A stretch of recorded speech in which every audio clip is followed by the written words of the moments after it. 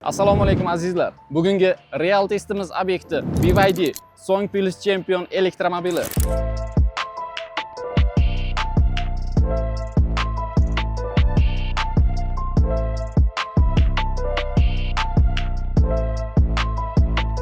Ushbu elektromobilimizning 5 nuqtadagi magnit maydon ko'rsatkichlarini tekshiramiz. Ekraningizdagi EMF so'zining ma'nosi nima? EMF bu elektromobil ichidagi magnit va elektr maydon ko'rsatkichlaridir. Ushbu natijalarni siz bilan birgalikda tekshirib ko'ramiz. Elektromobilimizning haydovchi o'rindig'idagi ko'rsatkichimiz 3.7 milligauss.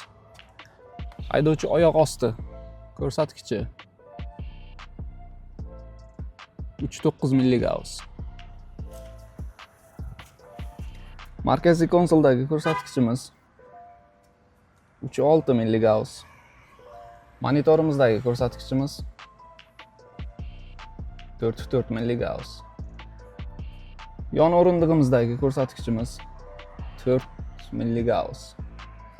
Orqa o'rindiqdagi ko'rsatkichni ham ko'rib o'tamiz. 4.7 milligauss. Elektromobilimizning eng yuqori magnit maydon ko'rsatkichi orqa o'rindiqda 4.7 milligauss chiqdi.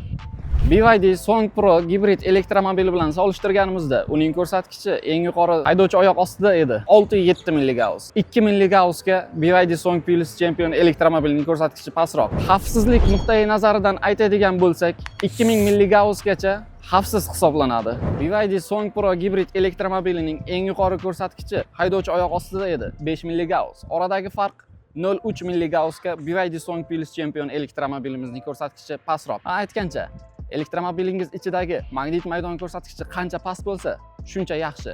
Hozirgi kungacha olib borilgan testlarimiz natijasida 2000 milligauss hali hech qaysi elektromobilda chiqqani yo'q. Sizning ham elektromobilingizning magnit maydon ko'rsatkichlari qiziqmi? Unday bo'lsa, ekraningizdagi telefon raqamlariga qo'ng'iroq qiling. Uni ham tekshirib beramiz. Ushbu real testlarimizni ko'proq odamlar kuzatishi uchun kanalimizga obuna bo'ling hamda like bosing. Keyingi real testlarimiz qaysi elektromobillarda bo'lishini kommentariyalarda yozib qoldiring.